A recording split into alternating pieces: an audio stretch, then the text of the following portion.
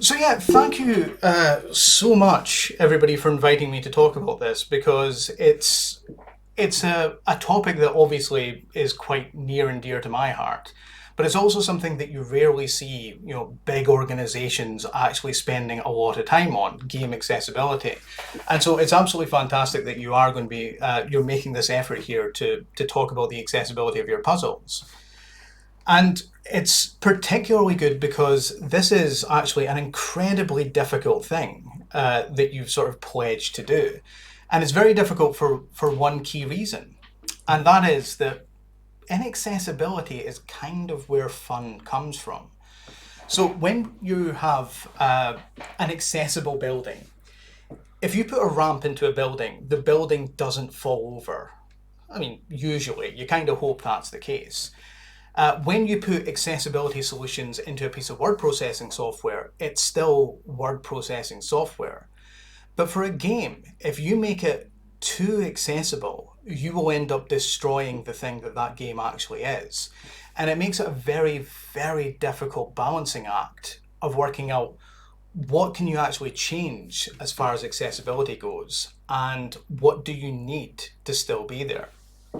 So this general observation is sort of the key hypothesis of this talk, that you cannot make things fully accessible in gaming and puzzles without losing the thing that you're hoping to improve on. But we will come back to that. Just as a brief introduction to myself, in fact, I'll just leave the introduction up. You can read it if you're interested. But what I'm planning to do here is talk for about 30 minutes with plenty of time for questions. There is a danger I'll talk for 45 minutes with not so much time for questions. And given how I'm usually in a lecture room with students, there's nothing to stop me other than you for me talking for 90 minutes with no room for questions. So feel free if I go too long. In fact, Dylan, maybe this could be something you could do. Just give me a speed up sign or a watch sign or something just to let me know I'm going on for too long. But basically, my background is I'm a senior lecturer here in Gothenburg at Chalmers University of Technology, and I work mainly in our games design and technology master. And my research area for the past 10 or so years has been game accessibility. But for the past 4 or so, it's been the accessibility of board games. And the link between board games and puzzles is actually quite strong because a lot of board games have very strong puzzle elements in them. So it's in that basic capacity that I'm planning to talk to you today, as somebody who's spent way, way too much time and obviously way, way too much money obsessing about the accessibility of tabletop games. So the first thing I like to talk about when I give one of these talks is the motivations for accessibility. And to an extent, I kind of feel like that's not really necessary here, because even before I started talking, you were already planning like a whole week of talking about accessibility and how to improve things. And that instantly puts you a good 30-40% of the way to addressing this issue. For a lot of this, it's just a case of showing that you're actually serious about making some changes. And from that point onwards, the problem kind of starts to solve itself. Because you think about things and you talk to people and people make suggestions, and as time goes by, you end up coming up with a set of fixes that help you deal with your core problems. So the will is the key thing. But I also know that just because there are a group of people who are committed to this, it doesn't necessarily mean it's easy to make that argument to the wider organization.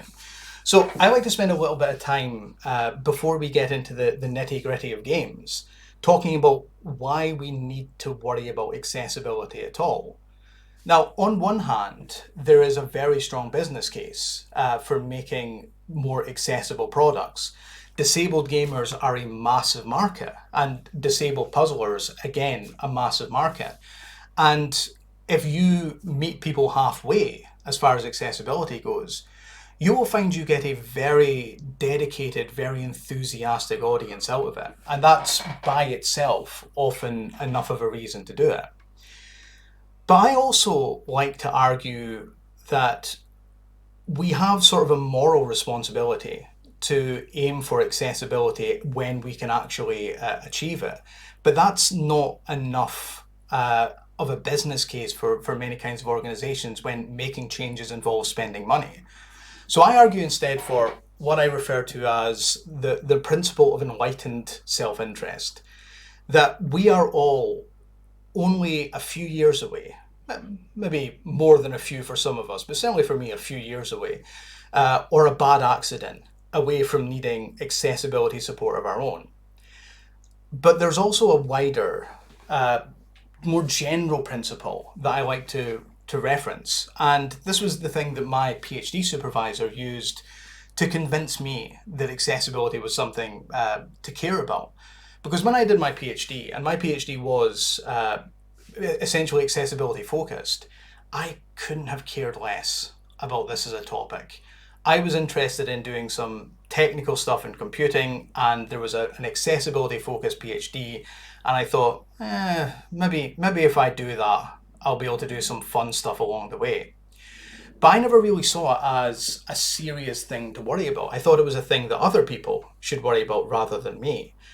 And my supervisor had this exceptional frame of reference, which is if you are an extraordinary person, and by that we might mean, for example, people with disabilities, and you are in an ordinary circumstance, just living your life, going through your day-to-day requirements, you have a lot of the same accessibility needs as an ordinary person who is in an extraordinary circumstance. Now, that's a typically academic way of phrasing a very simple principle, which is we all benefit from accessibility solutions. So somebody who has Parkinson's, for example, the accessibility tools that you build to make it easier for them to, let's say, send a text message, those are also really useful if you are on a bus trying to send a text message and the bus is swaying from side to side and juddering all along the way. So it turns out that if we make things more accessible for people with disabilities, we actually make things a lot easier for ourselves. So I'm going to make a little digression here, and this might be common knowledge to some of you, but I think it's an interesting perspective on this topic. Back in the 70s in Berkeley, there were some disability activists who were apprehended by the police putting concrete ramps into the sidewalks because they were looking for ways to make it easier for them with wheelchairs to get around the city. Now, back then, sidewalks were really quite substantial, and if you wanted to move yourself from the pavement onto the road and then safely back up the other side, it was quite a challenge. So what these disability activists were looking to do was to convince the city that ramps were how you would solve that problem. And the city hummed and hawed, and they weren't particularly interested in doing it until essentially public pressure got so much that they decided, like, tell you what we'll do, we'll lower parts of the sidewalk, and then we'll do this in a small area of Berkeley, and you'll see that, it doesn't make that much difference. It's not going to be that popular. It's going to annoy a lot of people, but we'll do it anyway. We'll do a little pilot scheme of it. And what they found out was, far from it being something that people didn't like, people loved it. And they loved it because it turned out there were a lot of people who were having problems with sidewalks and hadn't really thought to mention it. So, in addition to people with wheelchairs, it turned out to be great for cyclists. Cyclists suddenly had this easy path to cross these roads. It turned out to be great for postal workers with carts that they needed to push from place to place. It turned out to be fantastic for the elderly, who no longer had to take this we're not talking like incredibly dangerous, but quite a risky step from one height to another one. They were able to navigate their way through the streets much easier. And then parents with strollers loved it because now they were just able to push the stroller across the road without any kind of problem. That's what's often called these days the curb cut effect. And what it means is that, yeah, just in the comment there, the curb cut effect. And what it means is when you make changes for people, for accessibility purposes for people with disabilities, you're going to make it easier for everybody because accessible solutions are good for all of us. So this sort of leads into this idea of enlightened self-interest. And I like to illustrate this with just a little table that shows that we are all affected by these kind of accessibility issues. And I call this the grid of enlightened self-interest. Along the top here, we've got different kinds of categories of accessibility. So colorblindness, visual accessibility, cognitive, all the different kinds of things that you would normally think of. But we also have here a couple that are a little bit more unusual, and they tend to be kind of important in the work I do. So we have things like socioeconomic accessibility.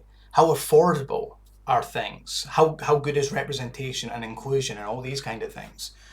But because I tend to work in board games, I also have a category that I call emotional accessibility, which is, have any of you played Monopoly with a bad loser? And how much fun did you have because of that? This is the category that I tend to point to. If you've ever played Pictionary with somebody who does not draw well and also doesn't guess well, it can be an incredibly frustrating experience. And some games are better than others when it comes to being an emotionally stable experience. So these kind of categories along the top are all the frames I tend to use when it comes to assessing what the accessibility of a product is. Along the first column, we have basically three kinds of ways these things can manifest. And when we think about accessibility, we're normally thinking about the top row, and we're thinking about permanent issues that people are going to be dealing with now and probably realistically for the rest of their lives. But there's also times when things are only temporary issues, and we all fall into those kind of categories. You know, it might be the case that you sleep poorly one night, and that is you under a temporary cognitive impairment. You know, studies have shown that it's roughly equivalent to being two or three drinks into a good night out. That's what it means to have a bad night's sleep. We all get bad news all the time. And that sometimes means that when we're dealing with products and technology and people, we might take that out on people in a way that we wouldn't otherwise. But we also have these things that are called situational impairments. And what that means is they phase in and out of relevance. So if you have The Office where the sun streams in at midday and you can't see your screen, that is the same thing as a situational visual impairment. You know, when that happens, you are basically suffering from the same issues working with a computer as somebody who has a permanent visual impairment. So I'm not going to go over all of these and in any kind of depth, but I just want to show here this idea that we all have accessibility needs all the time. And if we think about it in terms of the things that temporarily affect us and the things that situationally affect us, we are all constantly moving in and out of frames of a scenario that mean that we are impaired to a greater or lesser extent. But here's the cool thing. If you fix it for the top row, if you add in accessibility support for that top row of people, you are also adding in the support for the two below that. And that means that you, in the future, benefit from all these changes that are made. And that's this curb cut effect coming into its own. You know, we make these changes technically because they help people with disabilities, but we are all impaired in one way, shape or form as we go through our lives. So if we make it easier for people with disabilities, we make it easier for ourselves.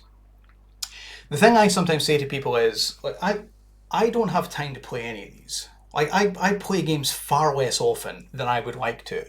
And I always say to people, oh, you know, when I retire or when the bombs fall or whatever it is that actually means that suddenly I'm inside a lot more. I can't imagine a scenario recently where that might have been the case. But inside a lot more with a lot more time to spend, I'll play these. But the thing is, once I'm retired, I'm probably not going to be able to play a lot of them because my vision will be worse. We all become a little colorblind as we get older, so I may not be able to pick up on the colors. We tend to find our cognitive processing speed goes way, way down as we get older. Now, it is compensated by an increase in essentially what is wisdom, but it might be the case that I can't even learn these games because some of them are ridiculously complicated. So if I could make it so that these games were accessible now, when I'm retired, maybe I can play them. And that's this frame of enlightened self-interest. If you enjoy doing puzzles now, wouldn't it be good if when you retire you can still do them? And that's a useful frame of considering the future version of you is a target for this kind of work. So that's why I think accessibility is important, because I like to look out for myself, and myself in the future is, I don't consider myself to be a particularly abled person. I'm incredibly clumsy, eyes, you should see the prescription I've got here. But nonetheless, the future version of me is going to be less capable of doing a lot of things. So I consider the future version of me my target group for a lot of things. But even so, there is a danger with the kind of stuff that we're talking about here today, because you shouldn't really be listening to me. I'm a middle-aged windbag who doesn't really have an awful lot of direct embodied experience of accessibility. The real people who are the experts in what needs to be fixed are people with disabilities. There is a really significant movement within accessibility studies to draw in this guiding principle of nothing about us without us. And what that means is, if you are going to be making fixes for people with disabilities, include people with disabilities. They are the world experts in their situation. So my first really, really significant piece of advice is, on every product you can, put a little mailing list, a mailing address saying, this is where you go to if you have accessibility feedback. And make sure that you have somebody reading it and sort of drawing this stuff in.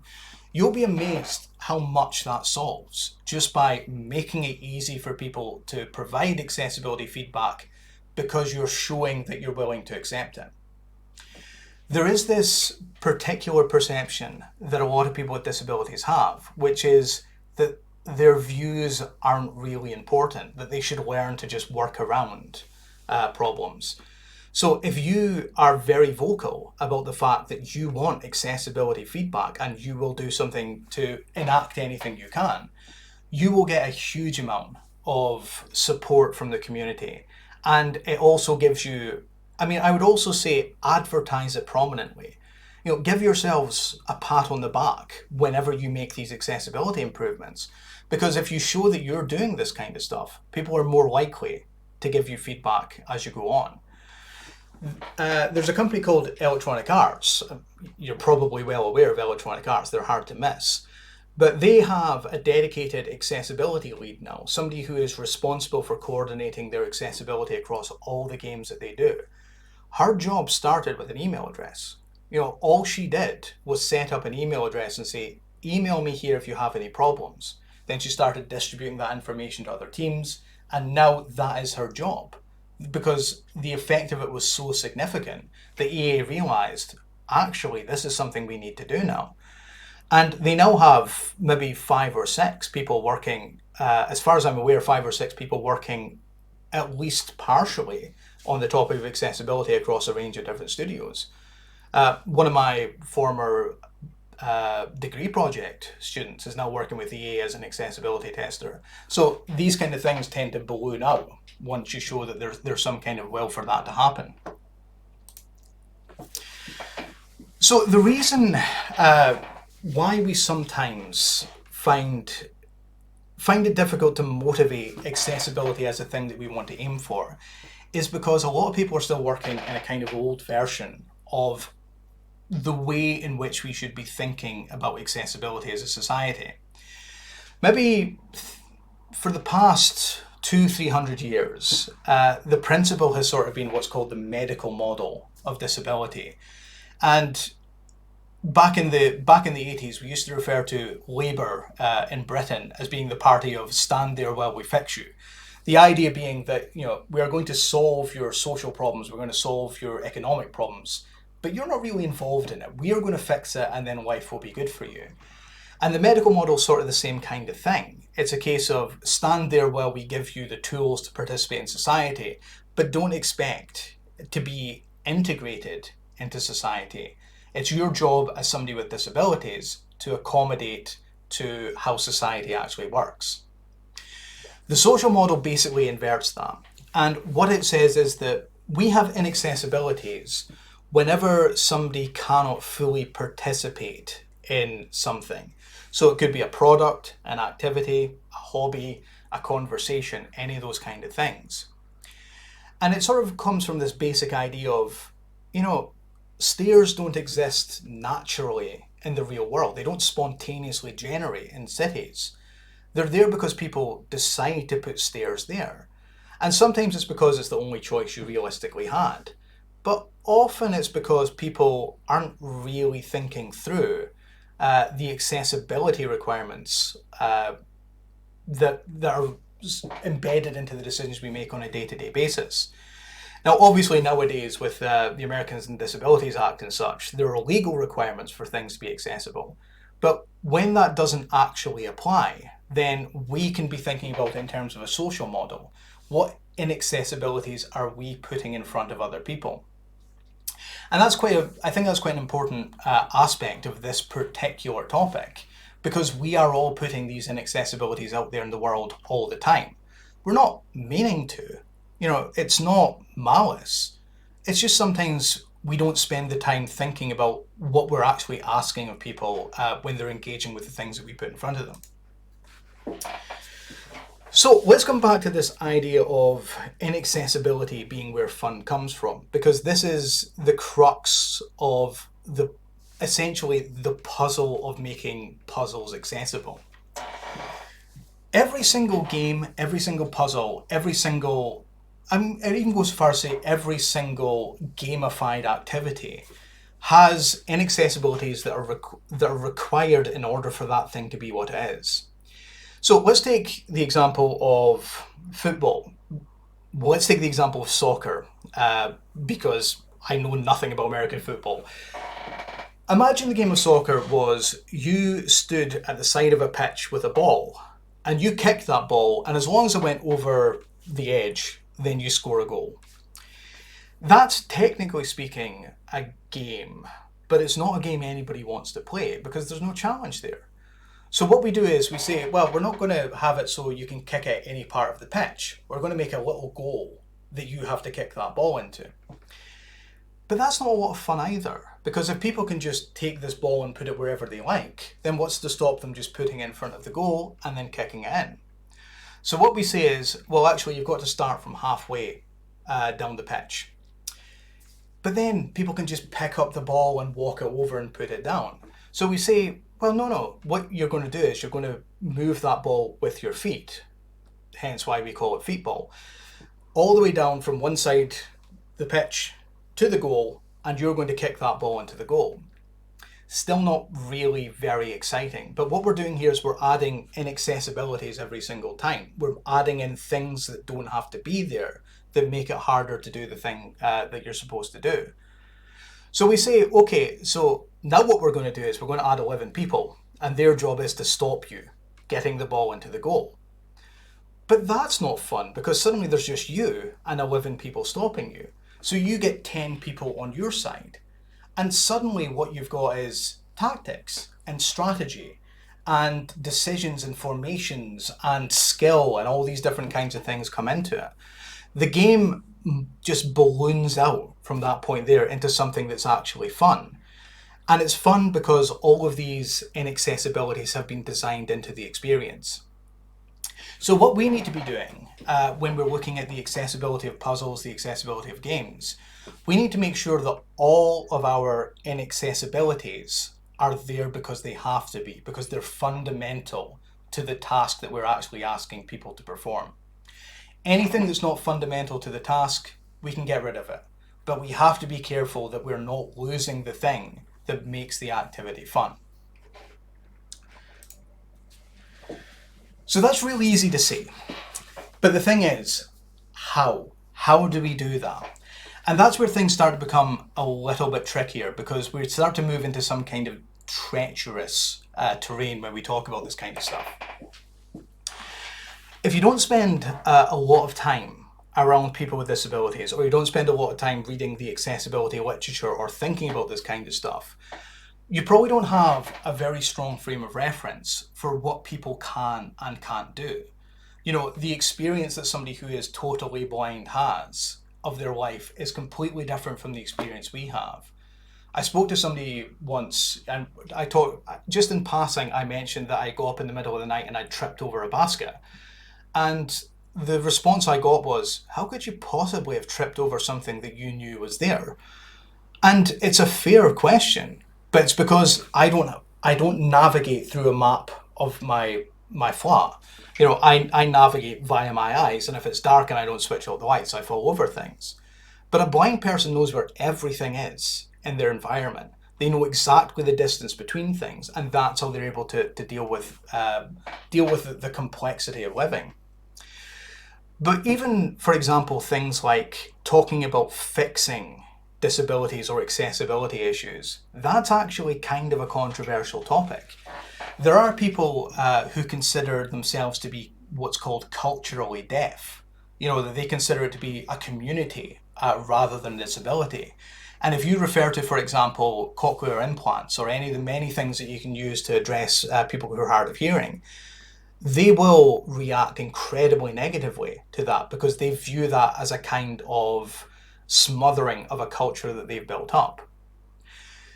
When I've been talking here, some of you might have noticed that sometimes I say disabled person and sometimes I say person with disability. And depending on who you talk to, that's the wrong way to talk about it, regardless of which one I use. Because there's this principle of what's called identity first language, which is disabled person, versus people first language, person with disabilities. And academics and well-meaning normal people tend to use people first language because it feels less dehumanizing than referring to a disabled person. But if you talk to people with disabilities, 70-75% of them prefer identity first language. They prefer to think of themselves as a disabled person. But the thing is, when you have any huge significant minority there, like 25 to 30% who prefer the alternative, you can't ever please everybody.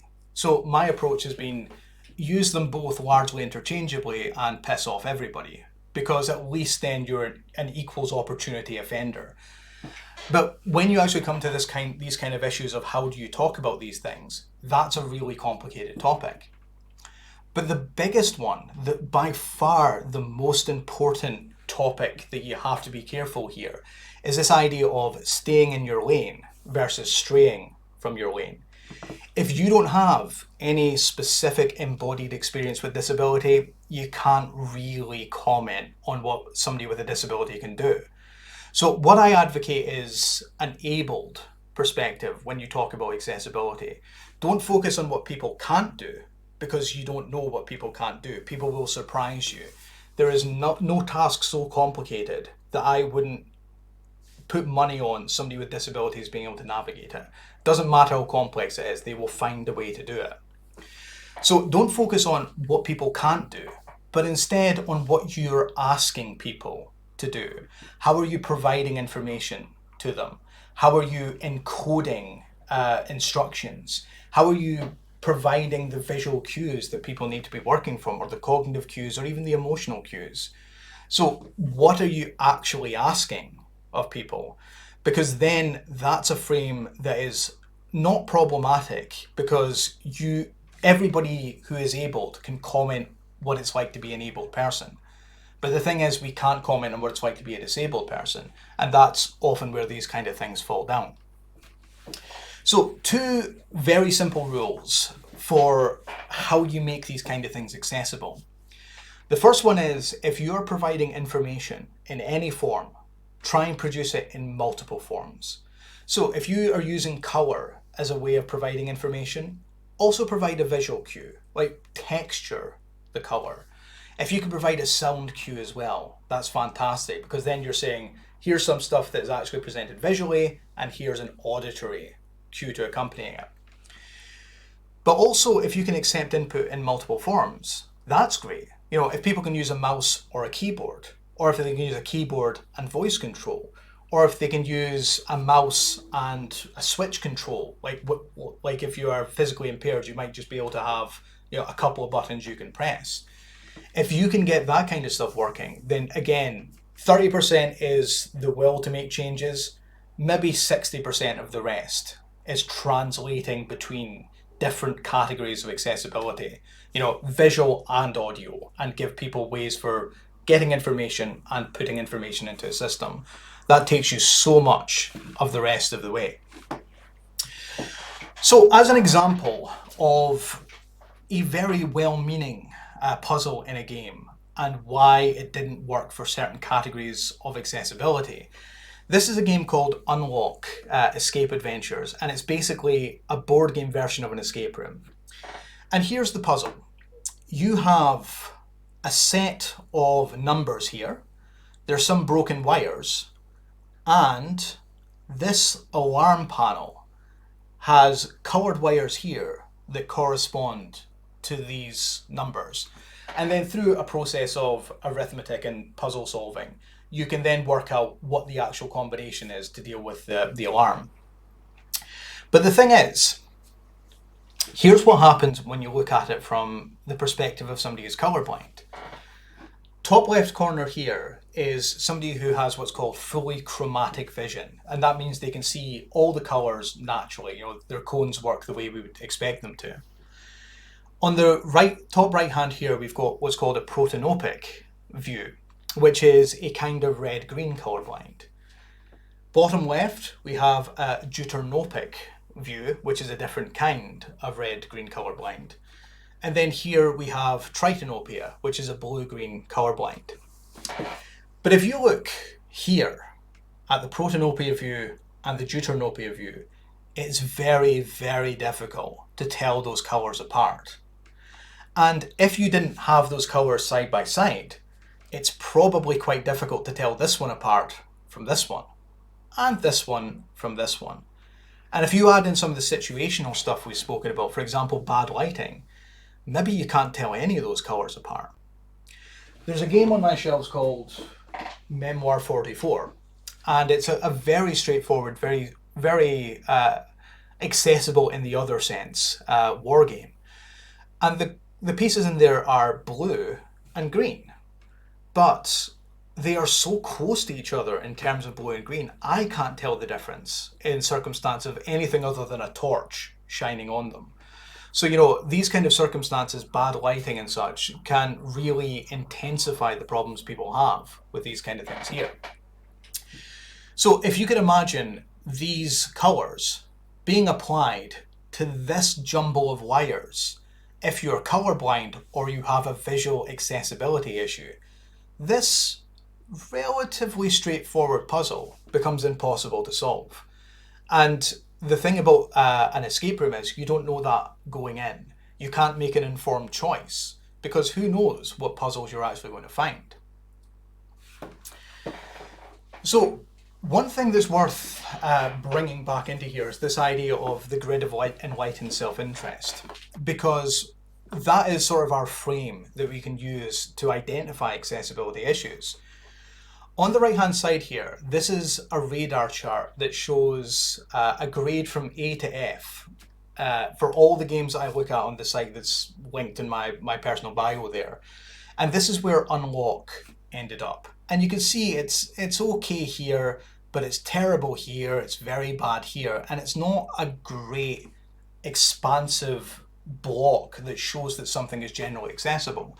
It shows that something is not. very accessible.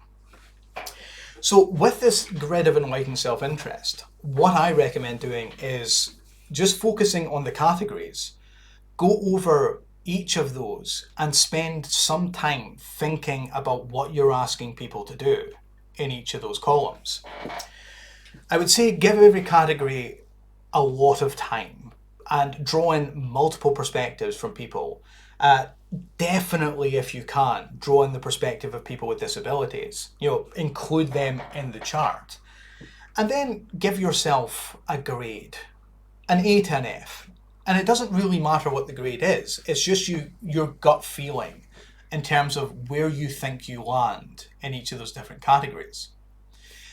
This is a triage process.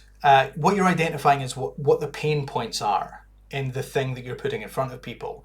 When you're asking people to do things that it's not realistically possible for them to do. But also you're going to find that not all of these categories are as relevant as others. So I did promise as part of this talk to actually talk about things that are relevant to you rather than board games which are not quite as relevant. So what we're now going to do is we're going to bring this towards the two things that Dylan said you were most interested in talking about, the New York Times crossword and the spelling bee. So we're not going to spend a lot of time with this one for reasons we'll see towards the end. But here, imagine the spelling bee and imagine that you were trying to make it accessible to somebody who had some kind of language impairment or some kind of cognitive impairment that made it difficult to spell, or somebody who has dyslexia, or all those different kinds of conditions. Maybe you can't really do that very easily. In fact, maybe you can't do it at all without destroying what Spelling Bee is. It's a game about spelling. It's a very fun game about spelling. I actually spent more time playing it than I intended. But it is nonetheless a game about spelling. So I think it's okay to give yourself room to say, we can't lose anything about the spelling, and therefore there's some things that we can't actually address.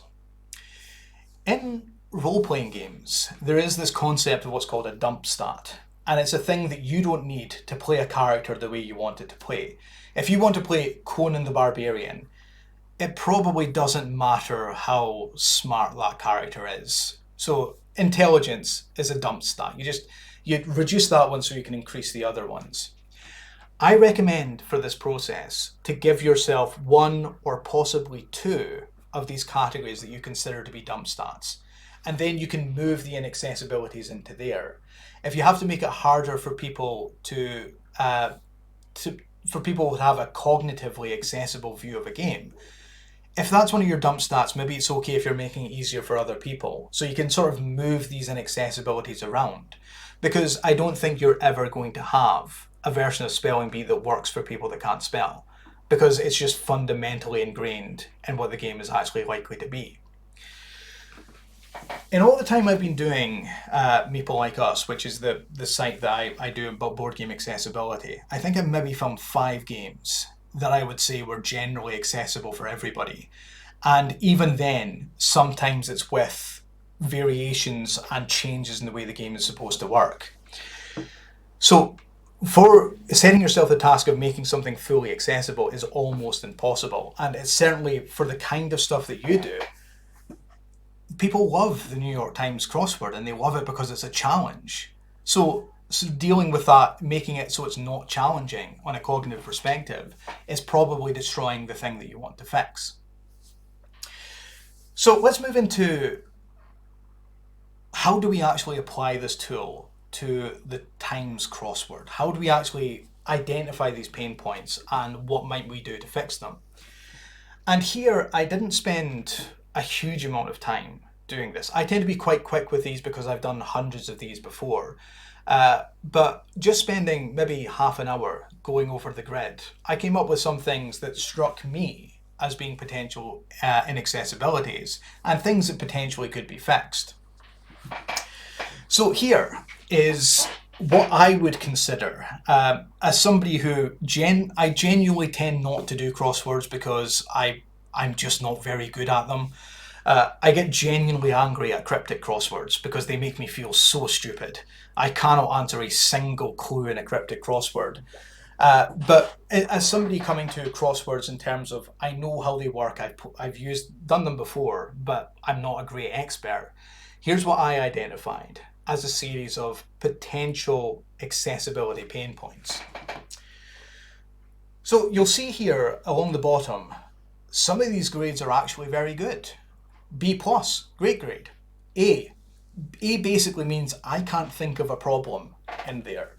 So these kind of teardowns are not necessarily all destructive. You can focus on the things that you're doing well, and I absolutely think that you should. So color blindness, black and white, absolutely fine for all conditions, including monochromancy, which is the very rare condition that people genuinely can only see black and white. That's maybe 1 in a million. Other forms of color blindness are much more common.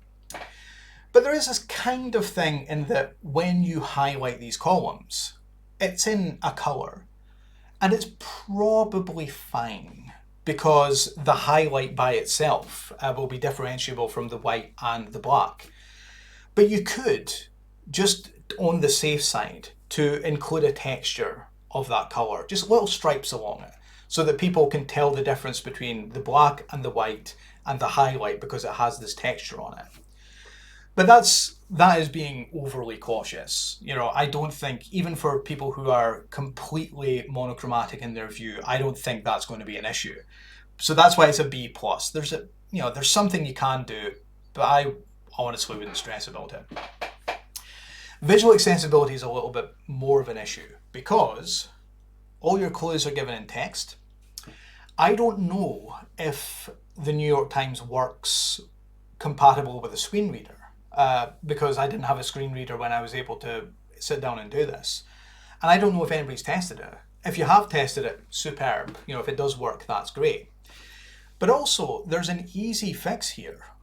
I say easy because I don't have to actually do it. Maybe it is more difficult than I think it is. If you had voiced clues, just press a little button beside it and have it read out the clue. That would be something that would mean that you didn't have to read anything at all. And that's usually better than the computer-generated speech of a screen reader, because screen readers are not particularly precise. I would imagine, for example, writer Efron is probably not going to come up in a screen reader the way that you would actually want it to.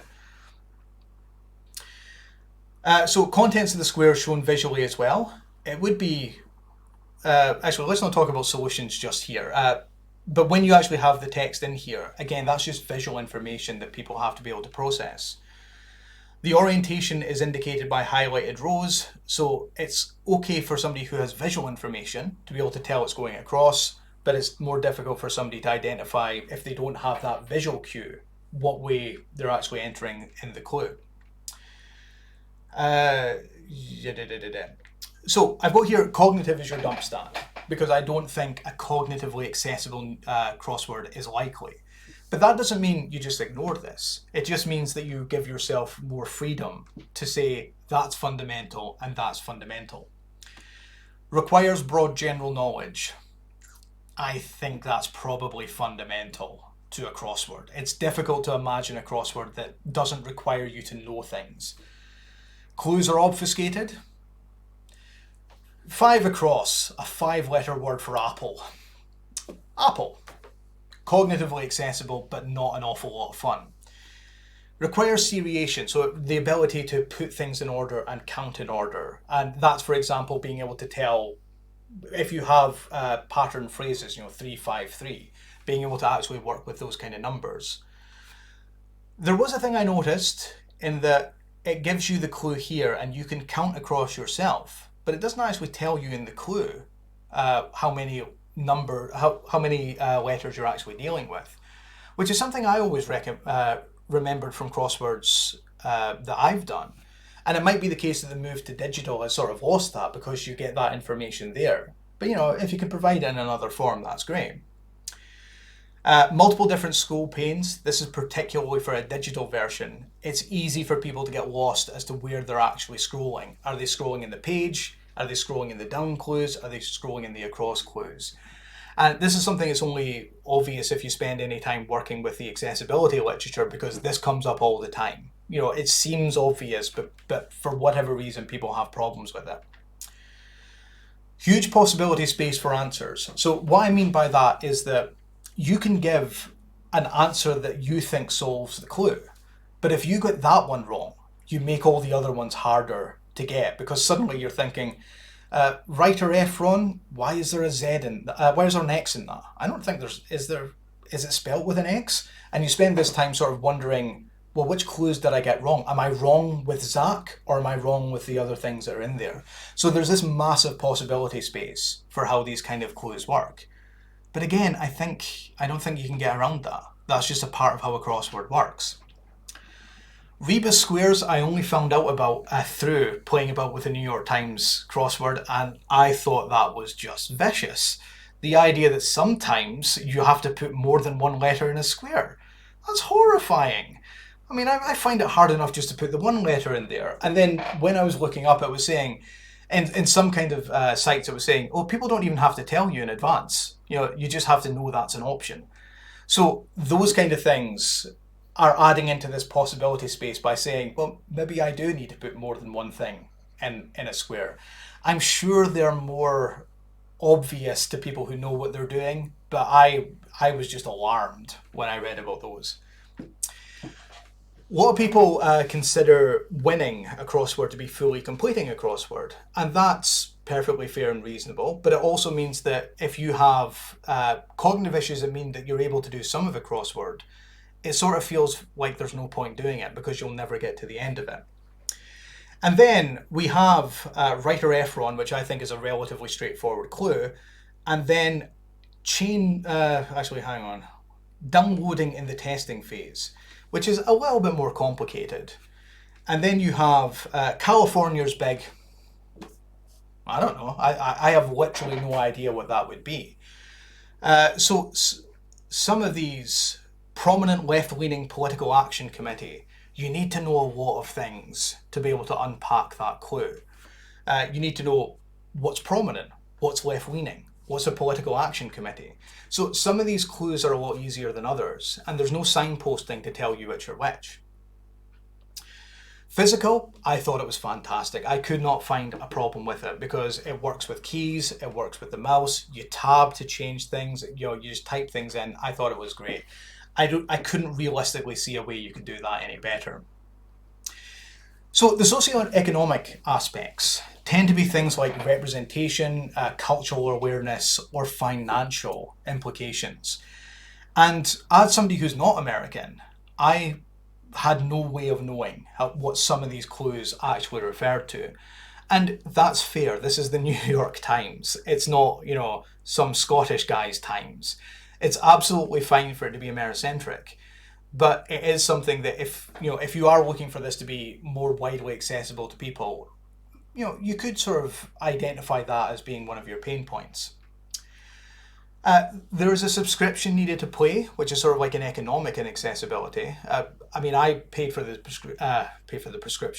subscription, and then happily spent some time with it. I'm not saying it's bad value for money or anything, but it does mean if people want to play and they don't necessarily need the newest things, or they just want to play occasionally, that's a sort of a kind of economic gatekeeping that's keeping people away from it. When I was doing this teardown, it kept telling me that it was paused and then obscuring the rest of the screen, which was when I was sort of cross-referencing from one thing to the other, I found kind of annoying. That's a sort of personal use case because I was doing the cross-reference of it, and if you're actually sitting down and doing it, it might not be an issue. But that was a thing that occurred to me. The hints are kind of judgmental, and that if you choose a hint, it basically says, oh, you're not really doing this properly. That's the implication it's giving you. You can, but we don't really judge you as a proper crossword person for doing it. And if you combine that with the timer, which is putting on a considerable amount of pressure, people may, if they have emotional control disorders in particular, they may feel quite put upon by how this actually works. And then communication, you need to be able to spell. whether you can spell or not influences whether you can solve any of the crossword. You need a good vocabulary and you need to be able to read in English. So, just looking over, I see I've been speaking for 50 minutes, which was longer than even the medium thing I was going to say. So luckily there's only a couple of slides left. So having identified these issues, you then focus on the things that you can fix. And those are the things that you can fix without ruining what a crossword actually is. Within this kind of framework that I use, the permitted inaccessibilities are the things that need to be there, because if they're not there, it's not fun. Everything else you can engineer out of the experience. Some accessibility fixes are going to be infeasible. You're not going to be able to do them because the cost is so high and the benefit is so low that you'll never be able to make a business case for it. So it's also okay to say, we're not doing that. The number of affected participants here is so small, and the benefit is so small, and the cost is so big that it's just not worth our time. Some, though, will be very, very easy to do and very low cost, because sometimes these accessibility solutions are low-hanging fruit. It's an easy fix that you can do quite quickly with a lot of benefit. I tend to find, not for the crossword, but colour blindness tends to be a really very easy fix that very few people tend to take into account. And yet it still affects 8% of the male population in the Western countries. So it's a big chunk of people that you could fix just by putting a texture on a colour. And I would also say here, make sure that you promote your successes. Don't be humble about it. Sometimes the benefit that you get here is by telling people what you've actually accomplished. So here are my suggestions. And I will rattle through these because, again, I don't know how feasible they are. They all depend on you as an organization and what you can do. So texture along with colors, usually a very simple fix. Voice clues, let people magnify regions of the crossword so that they can actually, people battle to keep sight as long as they can. And sometimes that means sitting right as close as you can to a monitor. So if you can magnify regions of it, that makes it easier for people. Maybe tell people when you swap the orientation, orientation down, 3 across, 3 down, 3 across. And if you're telling people, then they don't need to be able to pick that up visually. All the key information for narrating the puzzle. Now, crosswords have always been ideal for narrating, that you tell somebody what the clue is and they give you the answer. But because you actually have to count the squares, because that's not encoded along with the clue, if you encoded just saying 3 or 3, 4, 5, whatever, then it makes it easier for people to narrate to other people with visual accessibility issues. So clues with the word count, a reader-friendly view that doesn't use the multiple scroll panes, allow people to choose whether or not they want puzzles that use these rebus squares, alternate win conditions, which we'll come back to in a second, and code the clues by difficulty level. Maybe even if you just have like colors or easy, difficult, hard. Physical, again, absolutely fine. Socioeconomic, maybe you code clues that tell people when there's some cultural knowledge required, that it is something that's linked to a particular conception of New York or America. And if you had maybe 10, 15, 100, whatever past puzzles that people could look at, then that's something that might actually lead them into subscribing. But it means that if they just want to see how the New York Times puzzle works, they don't need to pay for a subscription. So yeah, make the timer and pausing optional, provide an option for non-penalized hints. Maybe you don't score people in the same kind of way, but maybe you give people an option to get hints that don't make them feel as if they're failing in the crossword.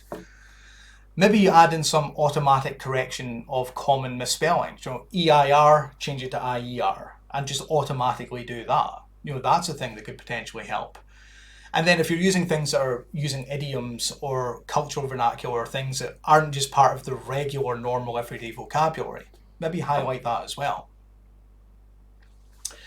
So on the left, I have the radar chart of the New York Times crossword as I perceived it when I did my teardown. And you can see here it's notable more for what it's lacking rather than what it actually has. But if you implemented all of those things that I suggested, this actually goes from being, kind of a problematic profile to being absolutely one of the better profiles that I tend to see when it comes to games. And again, not all of them are going to be possible, but there is, I think, a lot of opportunity here for this to become a far more accessible kind of puzzle, just by making what are sometimes relatively small changes in impactful categories. So, final thing I'll say, and then I promise I will stop. The teardown, what it does is identify pain points, but what it doesn't identify are opportunities. And what you're going to find if you talk to people who have disabilities, they are going to be full of ideas. And some of the ones I have here is, this idea of winning means completing the crossword. But what if you had, I'm sure there's a reason why you don't use the black spaces as part of the game, as part of the puzzle. But if you had like some stripy red ones and some spotty blue ones, and then you said to people, it is a win condition to surround all of the red stripy squares, then you're giving people alternatives as to how they actually should consider winning. And that makes it more cognitively accessible for people because they can actually choose a different level of participation. And you can possibly, and again, I don't know, I don't design crosswords, but you could possibly direct, easy clues around one thing and difficult clues around another one.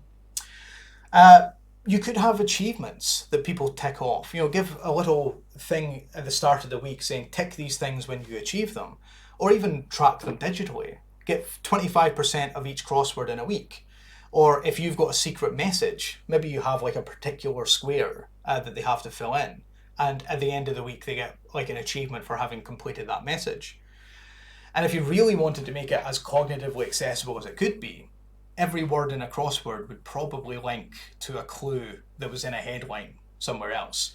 Now, I think that's probably impossible, but it is the kind of thing that theoretically, from the perspective of somebody who doesn't have to do it, theoretically it's a thing that could make things easier.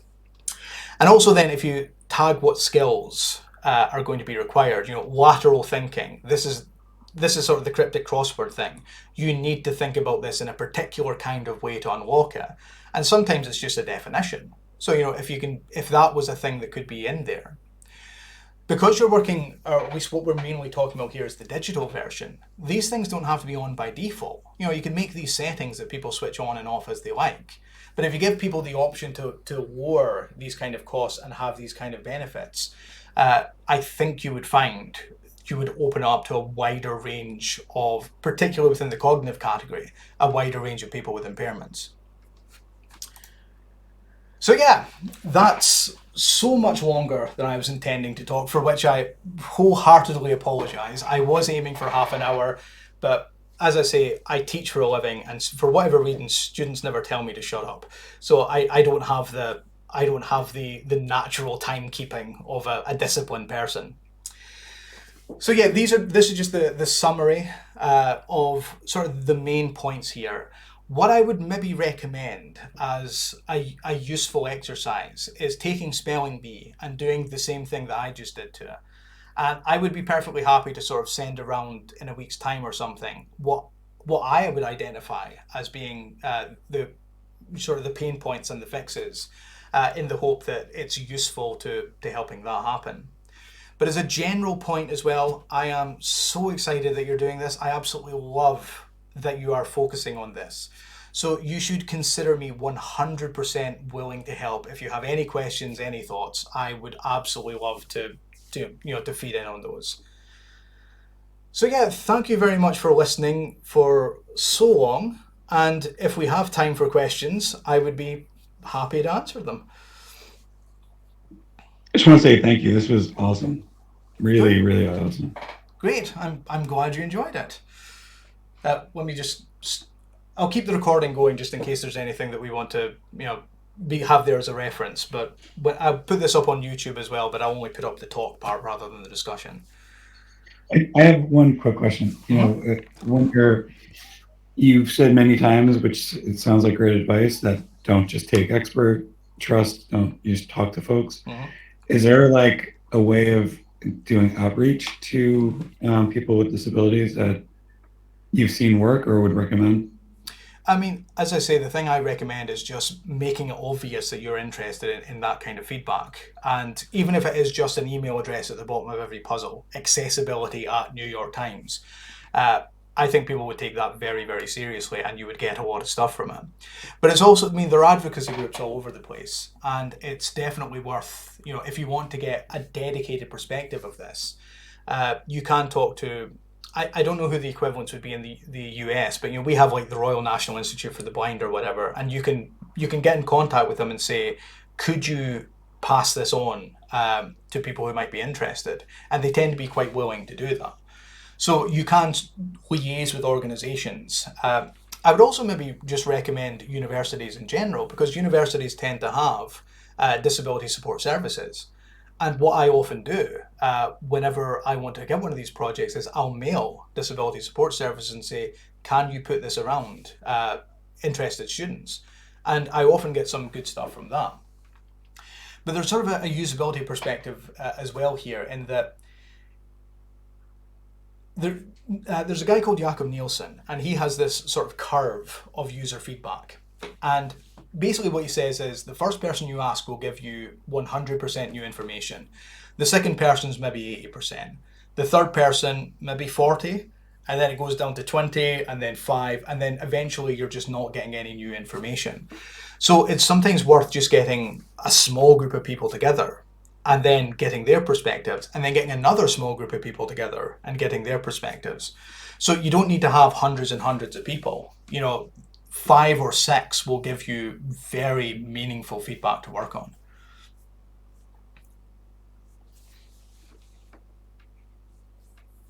So yeah, I hope that answers the question.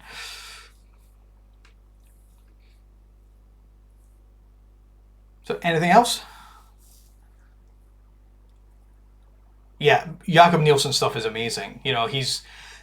I admire him especially because he sort of broke out of the academic system and then actually became, useful rather than just academic talking to other academics, which is what a lot of these things tend to be.